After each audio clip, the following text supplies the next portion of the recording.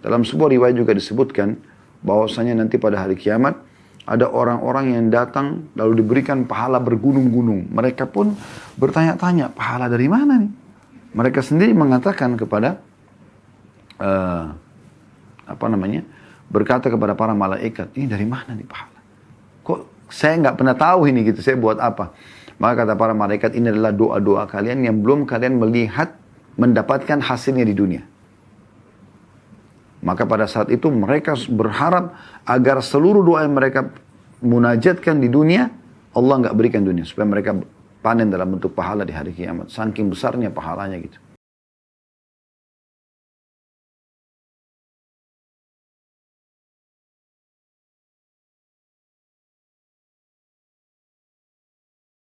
Assalamualaikum warahmatullahi wabarakatuh. Alhamdulillah wassalatu wassalamu ala Rasulillah. Kita akan masuk insya Allah pada saat ini bab yang baru, bab kelima, anjuran mengadukan kesulitan dan hajat yang menimpa kepada Allah. Hal ini teman-teman sekalian mendasar sekali dalam masalah akidah seorang mukmin. Bagaimana dia yakin Tuhannya ada, dan ini rukun iman kita yang pertama, lalu kemudian dia menggantungkan semuanya kepada Tuhannya. Apapun dia keluhkan kepada Tuhannya, apapun dia minta kepada Tuhannya, tidak ada yang dia alihkan kepada makhluk. Allah subhanahu wa ta'ala menganjurkan Nabi Muhammad SAW menyampaikan hadis, dan diangkat di sini ada dua buah riwayat. Dalam bab ini hanya dua buah riwayat, kita akan bacakan dulu hadisnya, baru kemudian kita akan panjang lebar insya Allah masuk kepada syarah atau penjelasan. Semoga insya Allah bisa menjadi ilmu yang bermanfaat.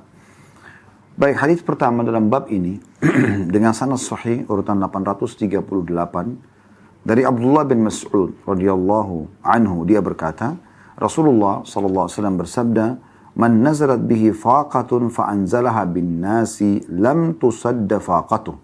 Wa man nazarat bihi faqatun fa anzalaha billah fayushikullahu lahu birizqin ajilin aw ajil." Artinya, barang siapa yang ditimpa kesulitan, lalu dia mengadukannya kepada manusia, maka kesulitannya tidak akan teratasi. Barang siapa yang ditimpa kesulitan lalu mengadukannya kepada Allah, maka Allah akan segera memberinya rezeki, cepat atau lambat. Hadis ini diriwayatkan oleh Abu Dawud, Tirmidzi, dan juga Al-Hakim menyatakan sahih. Hanya saja, dalam riwayat Hakim, ada lafaz ausyaqallahu lahu bil gina imma bimautin ajilin au ginan ajil. Allah akan segera memberikannya kecukupan kalau dia keluhkan permasalahannya kepada Allah, bisa dengan kematian yang segera sehingga dia bertemu dengan Tuhannya dan mendapatkan balasan amal-amalnya, atau kekayaan yang akan datang atau tertunda. Dua buah riwayat ini yang diangkat dalam bab ini memberikan gambaran kepada kita secara umum dulu bagaimana Nabi SAW mengajarkan kepada kita agar jangan menggantungkan nasib pada manusia. Berapa banyak orang yang selalu sibuk, nasibnya setiap hari dia gantungkan pada makhluk, yang sebenarnya manusia itu sama dengan dia, tidak ada bedanya. Dia memiliki dua mata, kita juga memiliki dua mata. Dua tangan, dua kaki. Masing-masing memiliki waktu 24 jam. Kebetulan saja dia diberikan jabatan oleh Allah subhanahu wa ta'ala. Diberikan kelebihan oleh Allah subhanahu wa ta'ala. Dan kita tinggal meminta kepada Allah subhanahu wa ta'ala. Tinggal minta saja. Tidak ada sesuatu yang berat. Hanya alhamdulillah wassalatu wassalamu ala rasulillah, memuji Allah subhanahu wa ta'ala, membaca salawat kepada Nabi SAW, lalu kemudian sampaikan hajat. Ya Allah, sembuhkan saya. Ya Allah, berikan saya. Ya Allah, ampuni saya. Ya Allah, mudahkan urusan saya. Ya Allah, si fulan, lunakkan hatinya, berikan hidayah, suami, istri, anak, dan seterusnya. Umar bin Khattab radhiyallahu anhu pernah menghadapi sebuah permasalahan dengan Bilal radhiyallahu anhu di masalah pembagian harta warisan di negeri Persia, pada saat muslimin berhasil menaklukkan. Maka Umar mengatakan, aku pun menolong hajatku terhadap Bilal di sholat malamku. Minta kepada Allah subhanahu wa ta'ala. Dan para kaum salafus salih merasa luar biasa itu. Menyampaikan hajat kepada Allah ini memberikan solusi yang luar biasa. Yang di luar daripada jangkauan akal manusia. Seorang da'i Saudi menceritakan pengalaman dia pribadi. Saya lihat cuplikan ceramahnya ya. Dia mengatakan dia pergi ke Mesir. Kemudian setelah dia sampai di Mesir, dia pergi dari kota ibu kotanya, Kairo, ke Iskandaria, ke satu kota yang lain. Kemudian dia bilang pada saat di Kairo, dia mengenal satu pengurus masjid dan dia pergi ke masjid itu pada saat dia mau pulang ke Saudi setelah selesai pengajian di kota Iskandaria ini. Dia bilang, saya pun tiba malam. Kalau saya nginap di hotel juga waktunya sangat kepepet dan saya ingin malam ini nginap di masjid, di rumah Allah. Saya hubungi pengurus masjid, mereka menerimanya walaupun sudah agak telat waktunya. Kurang lebih jam 12, jam 1 malam tibanya gitu. Kemudian mereka mengatakan, baiklah masjid sudah kami siapkan, silakan setiap saat Anda bisa datang gitu. Dia bilang saya tiba di kota Kairo, tengah malam, jam 1 malam gitu kan. Dia bilang setelah saya masuk ke dalam masjid, saya temukan masjid menyala lampunya semua dan seperti memang sudah dipersiapkan gitu ya. Namun dia bilang tidak ada pengurus masjid, saya tidak tahu mungkin karena mereka sudah istirahat, sudah jam 1 malam. Namun di mihrab, di dekat mihrab ada satu orang yang lagi sujud. Dan lama sekali sujudnya. Saya pun datang mendekati orang tersebut, kemudian saya coba dengarkan. Dia ngomong apa orang ini gitu. Ternyata dia menyampaikan keluhannya kepada Tuhannya dalam sujudnya. Dia mengatakan, ya Allah sungguhnya istriku ya, membutuhkan uang untuk operasi. Dan kalau tidak operasi dia bisa meninggal dunia. Aku keluhkan permasalahanku padamu ya Allah karena aku tidak punya uang sama sekali. Ya. Dan dia sebutkan angka uang yang dia butuhkan itu. Udah selesai dia sampaikan seperti itu. Dia bilang, orang ini, dai ini mendekati orang tersebut, menunggu sampai selesai dia salam dari sholatnya. Lalu ditanyakan ada masalah apa? Dia bilang masalah istri saya sedang sakit, harus operasi dan kalau besok tidak dioperasi mungkin bisa mengancam nyawanya. Saya sendiri tidak punya uang. Saya lupa angka pasnya ya, tapi kalau tidak salah sekitar 20 ribuan pon Mesir ya. Kalau saya tidak salah gitu. Kemudian kata dai ini, apa yang sudah kau lakukan sesuatu yang sudah sangat luar biasa dan yakinlah Allah akan berikan kepadamu jalan keluar. Lanjutkan doamu. Lalu dai ini mengatakan, orang itu pun terus berdoa, mengulang-ulangi doanya. Dan saya pun kena ngantuk, saya istirahat. Setelah saya sholat malam, beberapa rakaat, saya istirahat. Menjelang subuh, azan subuh saya dibangunkan untuk pengurus masjid. Syekh bangun gitu ya. Dibangunkan. Lalu kemudian saya wudu, lalu saya sholat qobliyah. Atau sholat sunnatul fajr ya, qobliyah subuh. Kemudian diiqamahkan sholat. Waktu diiqamahkan sholat, tiba-tiba saja pengurus masjid mengatakan, Syekh silakan jadi imam buat kami. Kata syekhnya, saya lagi capek, mungkin kurang pas. Enggak, silakan walaupun ayat-ayat pendek. Maka dia bilang, saya pun jadi imam. Subhanallah, begitu selesai sholat, salam, lagi zikir, ada satu orang datang. Dia mengatakan, Syekh, saya mengenal Anda, saya mengikuti ceramah-ceramah Anda di YouTube. Dia bilang, ya. Dan saya ini punya hajat dengan Anda. Dia bilang, kata syekhnya, apa hajatmu? Dia bilang, saya punya zakat harta, zakat mal, yang saya tunda pengeluarannya. Karena saya berharap zakat itu bisa terarahkan ke satu orang yang kira-kira orang ini, gitu kan, terpenuhi hajatnya dengan zakat itu. Walaupun istri saya sudah mengatakan, keluarkan saja, jangan ditahan, gitu kan, ini zakat, gitu. Lalu kata syekhnya, berapa uang yang kau mau keluarkan? Dia sebutkan, ya jumlahnya seperti jumlah yang dibutuhkan oleh orang yang semalam nangis-nangis itu. Kata syekhnya, subhanallah. Baik, tunggu sebentar. Syekhnya lihat kiri kanan, cari mana orang yang semalam sholat. Ternyata ada di ujung shaf pertama. Syekh mengatakan, diberikan isyarat supaya dia datang. Datanglah orang tersebut. Kata syekhnya, coba ceritakan apa masalahmu semalam. Dia bilang, istri saya mau operasi, butuh uang sekian gitu. Disebutkan angkanya gitu. Maka orang yang punya zakat ini tiba-tiba meneteskan air mata menangis. Syekhnya juga menangis. Kenapa? Karena seperti depan mata mereka Allah berikan jawaban kepada orang ini gitu.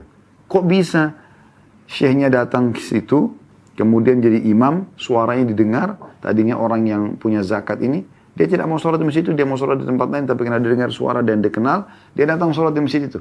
Kemudian dia menyebutkan hajatnya punya zakat, lalu kemudian ada orang di situ yang membutuhkannya. Maka langsunglah syekh ini memberikan saran kepada pemilik uang agar memberikan kepada orang tersebut dan diberikanlah. Dan dengan diberikan, maka selesailah masalah orang tersebut. Ya, kata syekhnya bahkan saking gembiranya orang tersebut dia mengatakan segala puji bagimu ya Allah gitu. Ya. Jadi orang kalau menyampaikan hajatnya kepada Allah Subhanahu Wa Taala itu dipastikan akan terpenuhi. Tapi kalau kita minta-minta sama orang teman-teman sekalian, bisa diberi bisa tidak. Ya, bisa diberi bisa tidak. Walaupun kalau sudah dalam keadaan kepepet kita boleh mengajukan, kita boleh meminta, tidak ada masalah. Tapi permasalahannya di sini. Ya, kalau kita tidak minta kepada Allah SWT, hanya menggantungkan pada manusia, terus bergantung pada manusia.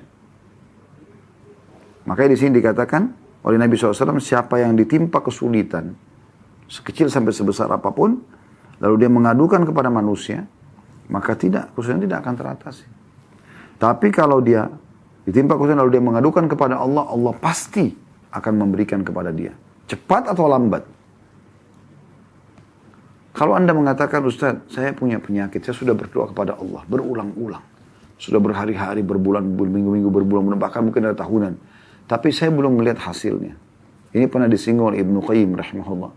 Sehingga saya setelah beliau mengatakan, kalau ada orang yang sudah berdoa, lalu kemudian dia menganggap doanya belum diterima karena belum melihat hasilnya, ini pemahaman yang keliru. Misal contoh anaknya sakit, kalau dia mengatakan, ya Allah sembuhkan anak saya, tapi anaknya belum sembuh. Bukan Allah belum terima. Allah sudah memberikan kepada dia. Kalau seandainya dia tidak berdoa, mungkin penyakit anaknya akan lebih parah. Satu sisi. Sisi yang lain, Allah juga ingin memberikan tambahan pahala kepada orang ini. Karena memang dalam sebuah hadis dikatakan, atau sebuah riwayat, bahwasanya Nabi SAW bersabda, Allah berfirman, kalau Allah ya, Nabi SAW bersabda, kalau Allah melihat atau mendengar doa yang indah dari seorang hamba, Allah terlambatkan jawabannya agar hamba tersebut tetap dalam doanya. Dan kalau seandainya hamba ini memahami bagaimana doa-doa yang dia sampaikan, yang dia keluhkan kepada Allah Subhanahu Wa Taala itu, walaupun dia belum melihat ya depan matanya apa yang dia inginkan semua diberikan, dia akan panen itu tetap dalam bentuk pahala di hari kiamat. Dia tidak akan pernah berhenti berdoa. Dalam sebuah riwayat juga disebutkan bahwasanya nanti pada hari kiamat ada orang-orang yang datang lalu diberikan pahala bergunung-gunung. Mereka pun bertanya-tanya, pahala dari mana nih? Mereka sendiri mengatakan kepada berkata kepada para malaikat, ini dari mana nih pahala? Kok saya nggak pernah tahu ini gitu, saya buat apa? Maka kata para malaikat, ini adalah doa-doa kalian yang belum kalian melihat mendapatkan hasilnya di dunia. Maka pada saat itu mereka berharap agar seluruh doa yang mereka munajatkan di dunia, Allah nggak berikan dunia. Supaya mereka panen dalam bentuk pahala di hari kiamat. Saking besarnya pahalanya gitu. Bisa juga Allah dengan hikmahnya, mungkin ya, menunda kesembuhan anak tersebut dengan hikmah. Allah lebih sayang kepada anak itu daripada kita. Mungkin kalau anak itu sembuh malah menyusahkan orang tuanya. Sehingga Allah biarkan dalam keadaannya. Jadi banyak sekali hikmah yang bisa kita ambil. Sudah menjadi sunnatullah. Sistem yang Allah ciptakan. Orang yang beriman pada Allah, yang menggantungkan nasibnya pada Allah, Allah akan berikan. Orang yang kufur kepada Allah, Allah akan binasakan. Itu sudah menjadi sunnatullah. Sistem terlalu banyak manusia sebelum kita yang Allah jadikan sebagai contoh. Ada Fir'aun di zaman Nabi Musa AS, ada Namrud di zaman Ibrahim AS. Banyak sekali gitu. Banyak sekali. Dan Allah menyebutkan dalam surah Ar-Rum, teman-teman sekalian surah nomor 30, ayatnya ayat 9, Allah suruh kita berjalan di muka bumi, lihat itu. Supaya jangan kita mengikuti orang-orang yang sudah terlanjur Allah hukum, dan kita mengikuti jalan orang-orang justru yang Allah sudah selamatkan. Nabi dan para sahabatnya Ridwanullah alaihim, dan jangan ikuti Abu Jahal dan Abu Lahab dan grup-grupnya, gitu kan? Begitu juga dengan Nabi Musa alaihissalam dan sahabat-sahabatnya, dan jangan ikuti mereka dan jangan ikuti Fir'aun dan grup-grupnya, Haman, Qarun dan seterusnya. Allah mengatakan dalam firman ini, A'udzubillahi minasyaitonir surah Ar-Rum, surah nomor 30 ayat 9-nya, Awalam yasiru fil ardi fayanzuru kaifa kana 'aqibatul ladina min qablihim kanu ashadda minhum quwwatan wa atharul arda wa 'amaruha akthara mimma 'amaruha wa ja'atuhum rusuluhum bil bayyinat wa ma kana Allahu liyadhlimahum walakin kanu anfusahum yadhlimun. Apakah mereka tidak mengadakan perjalanan di muka bumi dan memperhatikan bagaimana akibat yang diderita oleh orang-orang ya sebelum mereka yang kufur kepada Allah, yang tidak mau kembalikan permasalahan kepada Allah, tidak meyakini keberadaan Allah. Orang-orang itu adalah lebih kuat dari mereka dan telah mengelola bumi serta memakmurkannya lebih banyak daripada apa yang telah mereka makmurkan. Dan telah datang kepada mereka rasul-rasul mereka dengan membawa bukti-bukti yang nyata. Maka Allah sekali-kali tidak berlaku zalim kepada mereka. Akan tapi mereka lah yang berlaku zalim kepada diri mereka sendiri. Di ayat 10-nya Allah mengatakan, "Tsumma kana 'aqibatal ladzina asa'u as-su'a an kadzdzabu bi ayatillahi wa kanu biha yastahzi'un." Kemudian akibat orang-orang yang mengerjakan kejahatan, orang yang jauh dari Allah Subhanahu wa taala, justru ada masalah ke diskotik, ke bar, maksiat kepada Allah Subhanahu wa taala. Kemudian akibat orang-orang yang mengerjakan kejahatan adalah azab yang lebih buruk karena mereka mendustakan ayat-ayat Allah dan mereka selalu memperolok-oloknya. Jadi Allah mengingatkan kita di sini. Pertanyaan sederhana teman-teman sekalian, kenapa kita tidak mau kembali kepada Allah? Kenapa kita tidak mau kembali kepada Allah Subhanahu wa taala? Kenapa kita tidak mau bermunajat? Kenapa teman-teman sekalian kita tidak jadikan Allah sebagai hal yang nomor satu?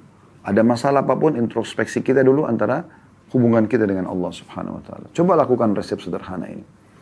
Masalah apapun yang Bapak Ibu sedang hadapi, coba introspeksi dulu, introspeksi diri, hubungan kita dengan Allah Subhanahu wa taala. Itu aja dulu. Ada apapun, siapapun yang mengganggu kita, langsung kita kembali kepada Allah bermunajat. Ya Allah, kalau seandainya ini karena dosa hamba-Mu, maafkanlah. Ya. Kalau ini adalah aib hamba-Mu, tutupilah. Kalau ini adalah cobaan-Mu, maka sabarkanlah. Kita minta kepada Allah SWT. Lalu kita nikmati itu, prosesnya. Allah punya cara, teman-teman sekalian, memenangkan kita, memberikan dukungannya. Dan cara Allah sangat cantik. Kalau sudah Allah Subhanahu wa taala yang memberikan pertolongannya. Allah mau kita manja kok. Kenapa kita nggak manja kepadanya? Dan di saat Allah Subhanahu wa taala sedang memberikan cobaan kepada kita sehingga akhirnya kita kembali kepadanya, justru itu tanda kutip Allah sedang menginginkan kita kembali kepadanya. Mungkin kalau tidak ada cobaan tersebut kita lalai dengan nikmat-nikmat yang ada. Maka Allah datangkan cobaan supaya kita lebih nikmat dalam berdoa, sujud, lebih coba ya bermuhasabah. Mungkin ada dosa saya ini, kita bertobat dan istighfar kepada Allah. Maka itu keselamatan buat kita sebenarnya. Ya. Oleh karena itu teman-teman sekalian kembali kepada Allah Subhanahu wa taala. Ingat selalu bagaimana para sahabat Nabi kalau sendal mereka putus, mereka selalu memohon hanya kepada Allah Subhanahu wa taala. Haus minta kepada Allah, lapar minta kepada Allah. Semuanya diminta kepada Allah Subhanahu wa taala. Tidak ada yang tidak diminta kepada Allah Subhanahu wa taala. Mari kita renungi sama-sama hadis Nabi alaihi salatu wassalam. Hadis yang mulia tentang masalah Allah memang memerintahkan kita agar bergantung kepadanya.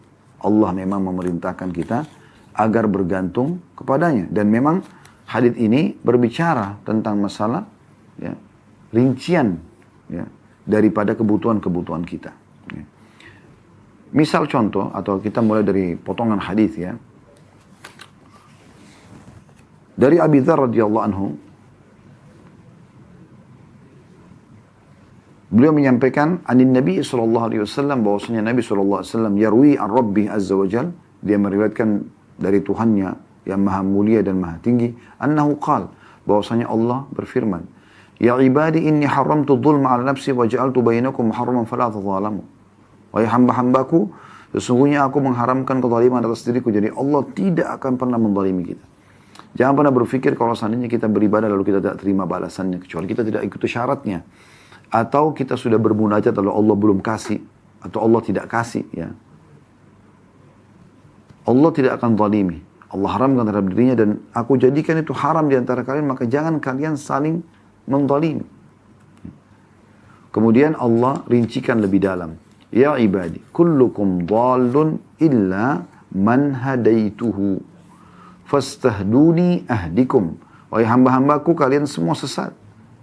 Kecuali yang telah aku berikan petunjuk, maka hendaklah kalian minta petunjuk kepada aku, maka aku akan memberinya. Petunjuk dalam hal apapun. Masalah-masalah yang sedang kita hadapi. Keluhkan kepada Allah, minta jalan keluarnya. Apapun sifatnya. Kebutuhan-kebutuhan yang kita ingin agar terpenuhi, minta kepada Allah. Allah akan penuhi itu semua. Sampaikan kepada Allah subhanahu wa ta'ala. Allah mengatakan petunjuk itu ada dari aku. Mintalah dari aku. Allah suruh minta. Dan subhanallah ada hadis riwayat Tirmidzi mulia sekali. Kata Nabi SAW, Man lam yadu'ullah yaghdab alaih. Siapa yang tidak minta kepada Allah, justru tidak minta, Allah murka padanya. Allah anggap ini orang sombong gitu. Dan seorang penyair Arab mengatakan kurang lebih makna syairnya, jangan kau minta pada manusia, yang kalau kau minta padanya dia akan marah. Sekali kita minta, 2 kali kita minta, mungkin dia mesti memberi. 3 kali, 4 kali dia akan marah. Tapi mintalah kepada zat Allah subhanahu wa ta'ala. Kalau kau tidak minta justru dia marah.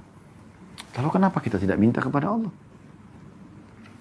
Lalu Allah mengatakan selanjutnya, Ya ibadi kullukum ja'in illa man at'amtuhu fastat'imuni at'imkum. Wahai hamba-hambaku, kalian semua lapar kecuali yang aku beri makan. Maka hendaklah minta makan kepadaku, pasti aku memberinya. Makan minta kepada Allah. Kemudian selanjutnya Allah mengatakan, Ya ibadi kullukum arin illa man kasautu fastaksuni aksukum. Wahai hamba-hambaku, asalnya kalian telanjang. Ya, lahir di muka bumi ini tidak punya pakaian kan? Lalu siapa yang menggerakkan orang tua kita untuk memberikan kita pakaian? Allah subhanahu wa ta'ala berikan petunjuk kepada mereka. Penciptanya gitu. Kalian semua telanjang kecuali yang aku beri pakaian. Maka hendaklah kalian meminta kepada aku pakaian itu. Pasti aku beri. Pakaian. Minta dari Allah subhanahu wa ta'ala. Ya ibadi innakum tukhti'una billaili wan nahari wa ana akfirudz dzunuba jami'a fastaghfiruni aghfir lakum. Permasalahan utama dalam kehidupan kita yang banyak menghambat fasilitas yang Allah berikan kepada kita, dosa. Ya. Allah mengatakan, wahai hamba-hambaku, kalian melanggar, melakukan dosa-dosa di malam dan siang hari. Dan aku mengampuni semua dosa-dosa, maka mohon ampunlah kepadaku, aku akan maafkan kalian. Dengan dimaafkan berarti akan aman. Ya. Orang kalau sudah dimaafkan, maka akan aman dia. Lalu kemudian, karena dosa-dosanya sudah dimaafkan, artinya fasilitas semua Allah janjikan akan kembali gitu ya. Selanjutnya Allah mengatakan, Ya ibadi innakum lan tablughu dharri fatadurruni wa lan tablughu naf'i fatanfa'uni. Wahai hamba-hambaku, kalian tidak bisa membinasakanku, tidak bisa menggangguku. Ya, tidak bisa membahayakanku. Dan kalian juga tidak bisa memberikan manfaat kepadaku. Semua yang kalian lakukan itu buat kalian, tidak ada buat saya, kata Allah. Ya ibadi law anna awwalakum wa akhirakum wa insakum wa jinnakum kana ala atqa qalbi rajulin wahidin minkum ma zada dzalika fi mulki syai'a. Wahai hamba-hambaku, kalau seandainya orang yang terdahulu di antara kalian dan orang-orang yang terakhir di antara kalian dari seluruh golongan jin, manusia dan jin, semuanya menjadi orang yang paling bertakwa di antara kalian. Hatinya semua menjadi orang yang paling patuh kepada Allah. Semuanya miliaran ini semua jadi orang baik, gak ada orang jahat gitu. Maka itu tidak akan menambah sedikit pun dari kekuasaanku. Aku nggak butuh itu, kata Allah. Ya ibadi law anna awwalakum wa akhirakum wa insakum wa jinnakum kana ala afjari qalbi rajulin wahidin ma naqasa dzalika min mulki syai'a. Wahai hamba-hambaku, kalau seandainya orang yang terdahulu di antara kalian dan yang terakhir di antara kalian, dari seluruh manusia dan jin, semuanya menjadi orang yang paling jahat. Siapa yang paling jahat? Misalnya Fir'aun. Semuanya seperti Fir'aun nih. Gitu kan. Maka itu tidak mengurangi sedikit pun dari kekuasaan dan kerajaanku. Tak ada pengaruhnya. Kamu sejahtera pun tidak ada hubungan. Tidak ada pengaruhnya kepada aku, kata Allah. Aku sudah siapin sistem yang batu diberikan balasan, yang jahat akan dihukum. Lalu kemudian Allah juga masih berfirman di hadis qudsi ini, ya ibadi, law anna awwalakum wa akhirakum wa insakum wa jinnakum qamu ala sa'idin wahidin fasa'aluni fa'ataitu kulla insanin mas'alata ma naqasa dhalika mimma indi illa kama yanqusul mikhyatu idza udkhila al-bahr. Wahai hamba-hambaku, kalau seandainya orang terdahulu di antara kalian dan yang terakhir di antara kalian dari seluruh manusia dan jin, supaya dikumpulkan manusia dari Nabi Adam sampai manusia terakhir, dari jin yang pertama sampai jin yang terakhir, semuanya dikumpulkan miliaran, berada di satu tempat mereka berkumpul, lalu masing-masing menyampaikan hajatnya, lalu aku berikan masing-masing hajatnya, maka itu sama sekali tidak mengurangi dari apa yang ada di sisiku, kecuali hanya seperti jarum yang dimasukkan ke lautan. Anda lihat kalau jarum dimasukkan ke lautan, ya, dia tidak akan, kalau diangkat tidak akan ada air yang melekat kecuali sedikit sekali. Itu pun langsung kering dengan udara gitu. Nah, tidak mengurangi apapun. Allah Maha Kaya. Lalu kenapa tidak minta kepada zat yang Maha Kaya ini? Selanjutnya, ya ibadi innama hiya a'malukum uhsiha lakum uwaffiyakum iyyaha. Faman wajada khairan falyahmadillah wa man wajada ghaira dzalika fala yalumanna illa nafsah. Wahai hamba-hambaku, semua amal-amal yang kalian lakukan, aku catatkan buat kalian, aku balaskan, kembalikan kepada kalian. Ya. Maka siapa yang mendapatkan dia berhasil mengerjakan amal-amal baik, maka dia bersyukur kepada Allah. Dan siapa yang mendapatkan selain daripada itu, maka dia jangan menyalahkan kecuali diri mereka sendiri. Diri mereka sendiri. Wasiat yang sangat menarik dari Nabi SAW kepada sepupu beliau Abdullah bin Abbas radhiyallahu anhuma, beliau mengatakan, ya gulam, inni u'allimuka kalimat. Wahai anak kecil, aku ajarkan kepadamu beberapa kalimat. Renungi, hafal, fahami baik-baik. Ihfadillah yahfaduk. Jaga selalu hubunganmu sama Allah. Dia akan jaga, ya, dirimu. Yang halal kau nikmatin, yang diperintahkan kerjakan, yang dilarang jauhi. Ihfadillah tajidhu tujahak. Kau jagalah hubunganmu sama Allah, dia akan jaga, ya. Dia akan selalu ada di hadapanmu. Idza sa'alta fas'alillah, kalau kau minta apapun, hanya minta kepada Allah. Wa idza ista'anta fasta'in billah, kalau kau minta tolong untuk memecahkan permasalahanmu, memenuhi hajatmu, hanya minta tolong kepada Allah. Wa'alam anna al-ummata idza ijtama'at ala an yanfa'uka bi syai'in lam yanfa'uka illa bi syai'in qad katabahu Allahu lak. Ketahuilah kalau satu komunitas berkumpul, ya, umat manusia berkumpul, semuanya pun untuk memberikan manfaat kepadamu, tidak akan pernah sampai kepadamu manfaat kecuali yang sudah Allah takdirkan kepadamu atau untukmu. Jadi bukan karena mereka, tapi karena Allah takdirkan. Wa in ijtama'u, dan kalau seandainya mereka berkumpul ala an yadurruka bi syai'in, untuk menyusahkanmu, menimpahkan mara bahaya kepadamu, lam yadurruka illa bi syai'in qad katabahu Allahu 'alaik. Tidak akan pernah bisa membahayakanmu kecuali yang sudah Allah catatkan untukmu. Rufi'atil aqlam wa jaffatis suhuf. Telah diangkat pena-pena mencatat takdir dan telah kering, ya, lembaran-lembaran takdir Lauhul Mahfuz. Oleh itu teman-teman, sampai ke hajat kita kepada Allah Subhanahu wa taala. Kalau kesah kepada Allah ini manfaatnya besar sekali. Ya. Dan pasti akan ada solusi sebagaimana dijelaskan di dalam hadis ini. Bahkan dikatakan di hadis ini, Allah pasti akan memberikan kepadanya rezeki, ya, cepat atau lambat.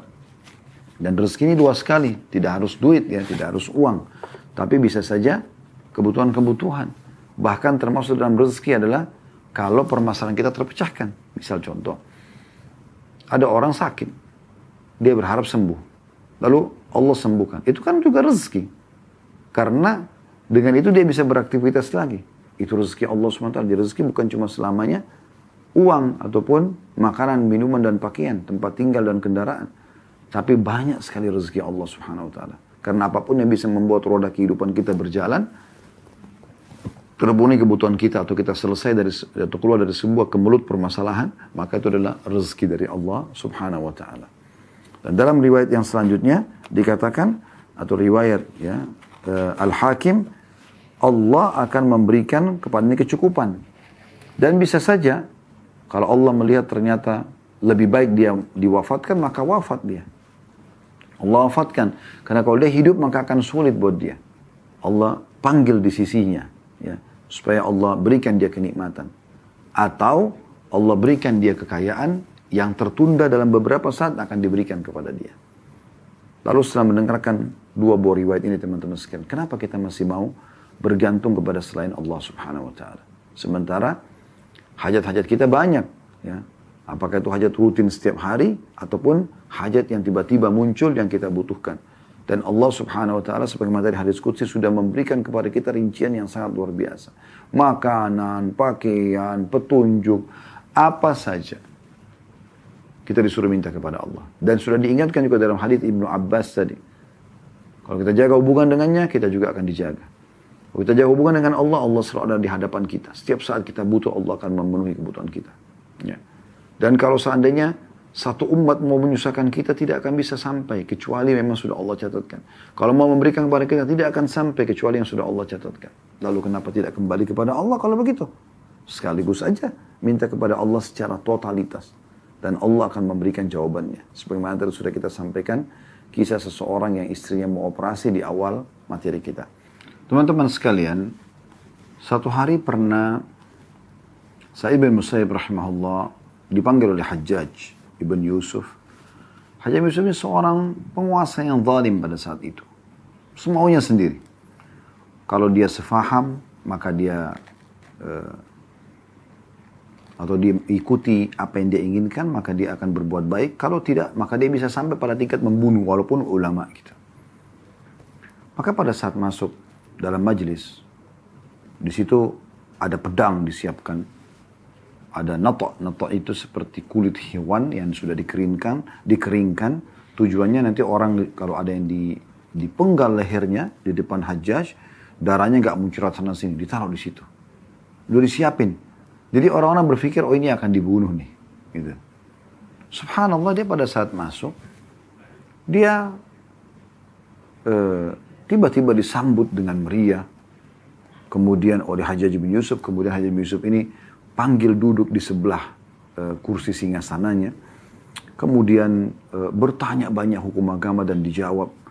Kemudian setelah itu sempat ada parfum yang sangat bagus dan mahal di dekat Hajjaj. Tiba-tiba dia bubuhi sendiri langsung ya ke jenggot Sa'id bin Musayyib rahimahullah. Orang banyak bertanya gitu. Orang-orang sampai dia pamit keluar, diantar sampai ke pintu gerbang. Ini belum pernah terjadi di polahnya Hajjaj ini gitu. Maka pada saat dia keluar ada seseorang bertanya, wahai imam ini kalau kita kiai, ustadz ya, apa yang anda ucapkan sebenarnya? Karena tadi pada saat anda menuju ke singgasananya atau begitu masuk pintu gerbang, saya lihat mulut anda qomat kamit. Apa yang anda baca gitu? Apa yang anda sedang ucapkan? Dia mengatakan, saya mengeluhkan kepada Allah. Saya mengatakan, ya Allah, sesungguhnya engkau tahu kezaliman orang ini dan ya, aku keluhkan permasalahan ini kepadamu. Maka jadikan semua niat buruk dia, semua kejahatan dia menjadi kebaikan untukku. Bagaimana di detik-detik itu dia sudah berhadapan dengan seorang pemimpin yang zalim yang akhirnya bisa membunuh dia. Tapi dia tetap kembalikan semua kepada Sang Pencipta Allah. Dan Allah membalikkan keadaan. Gitu. Itu luar biasa. Cuma banyak orang tidak memahami masalah ini. Makanya nasihat yang luar biasa juga dari Asy-Syu'bi, nama lainnya Amir bin Syurahbil rahimahullah, seorang ulama tabi'in masyhur. Beliau pada saat menemui Abdul Malik bin Marwan yang pada saat itu menjadi khalifah, ada beberapa orang yang sempat dipenjara gitu oleh Abdul Malik bin Marwan. Tapi mungkin belum ada kejelasan 100% orang ini salah atau tidak gitu ya. Maka tiba-tiba waktu Asy-Syu'bi ada di sana, beliau mengatakan kepada raja pada saat itu, Abdul Malik bin Marwan, "In kunta habastahum bil batil fal haqqu yukhrijuhum."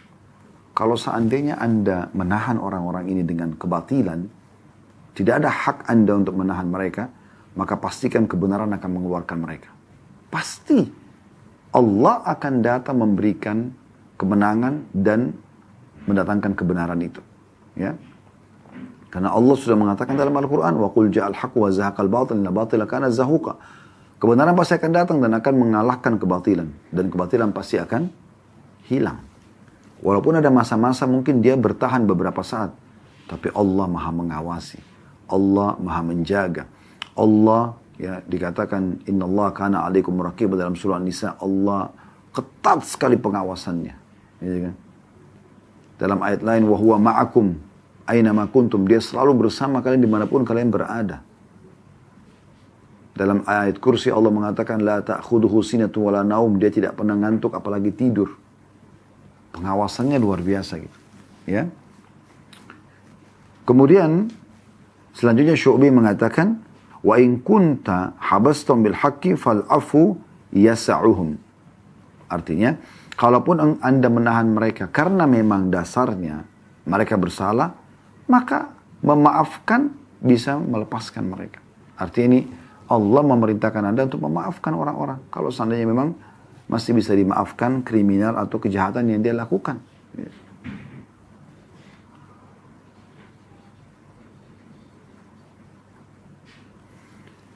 Bagaimana Urwa bin Zubair rahimahullah, seorang ulama tabi'in yang sangat masyhur.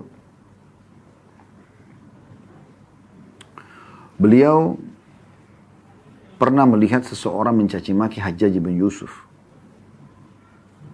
Dan orang ini tidak mau berhenti gitu. Terus saja ngomong. Hajjaj bin Yusuf zalim gini. Padahal memang zalim orangnya. Memang zalim pada saat itu. Kalau Anda baca tentang Hajjaj bin Yusuf ini luar biasa kezalimannya gitu. Luar biasa gitu. Tapi Urwa bin Zubair rahimahullah, ini Muhammad bin Sirin rahimahullah, bukan Urwa bin Zubair. Muhammad bin Sirin rahimahullah punya ilmu dan dia juga menggunakan keimanan dalam hal-hal seperti ini. Maka dia dekati orang yang sedang caci maki tadi. Hajjaj itu zalim, apalah macam-macam. Kayak banyak orang sekarang mencaci maki. Siapa saja semua dicaci maki. Semua orang salah depan mata dia. Cuma dia sendiri yang benar gitu. Terlebih lagi yang berbahaya kalau kita sedang menyalahkan orang yang kita tidak bisa jangkau dia untuk menyampaikan maaf. Pemimpin-pemimpin, ya. Atau orang-orang yang beda negara, kita hanya nonton di berita. Kita main langsung caci maki, padahal kita tidak tahu kebenaran ada sama dia atau dia salah, kita nggak pernah tahu. Hanya Allah yang tahu masalah itu. Mungkin Allah tahu dia punya udzur-udzur misalnya. Maka Muhammad bin Sirin mendekati orang yang mencaci maki Hajjaj bin Yusuf sambil mengatakan, sah ya ibna akhi. Diam, wahai anak saudaraku. Berhentikan ini ucapan, ocehanmu ini berhentikan. Mencaci maki, sebenarnya pemimpin zalim pada saat itu. Fa inna Hajjaj aqbala ila rabbi. Karena orang yang sedang kau caci maki ini Hajjaj sedang menuju ke Tuhannya. Setiap hari dia bangun tidur ini dia akan mati nantinya menuju ke Tuhannya. Wa innaka ya. Wa innaka innama taqdimu 'ala Allah yaumal qiyamah. Dan kau juga akan mati dan kau akan menuju ke Tuhanmu bersama dengan Hajjaj pada hari kiamat nanti. Satajid anna ahkara adh-dhanbi min dhunubika asharru 'ala nafsika min a'zami fa'alahu Hajjaj. Dan di saat nanti kau berhadap dengan Tuhanmu, kau akan temukan dosa yang paling kecil yang kau lakukan. Itu pada saat kau akan ditanyakan oleh Allah, akan kau temukan lebih berat, lebih besar daripada dosa terbesarnya Hajjaj ya, yang pernah dia lakukan. Karena memang kita akan mungkin dosa itu sudah cukup membuat kita masuk dalam api neraka, na'udzubillah. Lalu kenapa kita sibuk dengan dosanya orang lain, ada Tuhannya. Falikulli imri'in sya'nun yughnih. Oleh karena itu setiap orang harusnya menyelesaikan perkaranya saja sendiri-sendiri. Wa alam anna Allah azza wa jalla sayakhtassu minal hajjaji mimman zalamahum. Ketahuilah bahwasanya Allah pasti akan mengambil hak-hak orang yang terdalimi oleh Hajjaj. Wa yakhtassu lil hajjaji mimman yadhlimuna. Tapi jangan lupa, Allah juga akan memberikan hak Hajjaj dari orang yang mendaliminya. Hajjaj misalnya atau si A berbuat jahat kepada si B. Kita si C nih. Kita ikut-ikutan nih. Ya. Caci maki si A. Padahal sebenarnya kita nggak ada hubungannya. Kalau kita doakan semoga Allah berikan hidayah, semoga apa ya, kebaikan-kebaikan. Mungkin lain. Tapi kalau kita caci maki kan dosa di sini. Maka yang terjadi adalah kita akan berhadapan dengan orang yang sedang kita caci maki. Si B yang dizalimi akan diberikan haknya oleh Allah. Diambil dari si A. Tapi Anda si C juga akan diambil haknya si A yang Anda caci maki. Karena Anda caci maki dia, karena tidak ada hubungannya dengan Anda. Gitu. Coba bagaimana pekahnya. Gitu. Kemudian beliau menasihati terakhir wasiatnya di sini, fala tashghilanna nafsaka ba'dal yaumi bisabbi ahad. Oleh karena itu mulai hari ini jangan pernah kau sibukkan dirimu dengan untuk mencaci maki orang lain lagi. Ya. Dari apa yang kita ambil teman-teman sekalian dari dua hadis ini ada pelajaran ya kita. Itu tadi semua syarah penjelasannya. Pelajaran dari hadis ya. Yang pertama adalah adanya larangan dalam hadis ini untuk menggantungkan nasib pada manusia. Ya. Karena itu tidak akan memberikan solusi. Dan sudah kita sebutkan tadi pepatah syair, jangan kau minta pada manusia, yang kalau kau minta padanya maka dia akan marah. Kemudian yang kedua adalah adanya anjuran dan penekanan agar setiap orang kembali kepada Allah Subhanahu wa taala saja, menyampaikan apapun hajatnya. Dan itu kalau dilakukan maka dijanjikan dalam hadis ini Allah akan memberinya rezeki cepat atau lambat. Dan sudah kami jelaskan tadi, makna rezeki di sini teman-teman adalah pemenuhan kebutuhan kita. Baik itu nikmat yang sedang kita butuhkan, maksudnya makanan, minuman dan seterusnya, atau memang kita keluar dari satu permasalahan yang sedang kita hadapi, itu juga adalah rezeki Allah SWT. Allah akan berikan segera. Keluh kesahkan saja kepada Allah. Dalam riwayat tadi Al-Hakim, Allah akan berikan dia kecukupan. Bisa saja dengan kematian segera atau rezeki yang tertunda, kekayaan yang tertunda. Mungkin Anda bertanya, tadi sudah kita jelaskan tapi saya ingatkan kembali. Kok kematian? Ya, karena bagi sebagian orang kematian akan lebih baik bagi dia. Misal, dia sakit parah ya. Atau memang Allah lebih tahu hidup dia ke depannya akan lebih sulit. Akan lebih jauh dari Allah. Akan lebih banyak maksiat. Gitu kan? Makanya Nabi SAW mengatakan, jangan kalian berharap mati. Tapi kalian bisa mengucapkan, ya Allah hidupkanlah aku kalau hidup lebih baik untuk aku. Dan matikanlah aku kalau mati lebih baik untuk aku. Atau kekayaan yang tertunda. Bukan tertunda di sini artinya tidak dikasih kecuali nanti waktu yang lama. Enggak. Tertunda di sini kembali kepada makna lafaz awal. Ajil. Au ajil. Maksudnya cepat atau lambat atau cepat. Gitu. Ajil ini pakai ain berarti cepat. Atau ajil pakai hamzah lambat gitu. Artinya di sini akan ada dalam waktu yang tidak lama dia akan mendapatkannya. Akan terpenuhi juga hajatnya. Intinya sebenarnya adalah kembali dan keluh kesahkan kepada Sang Pencipta Allah Subhanahu wa taala.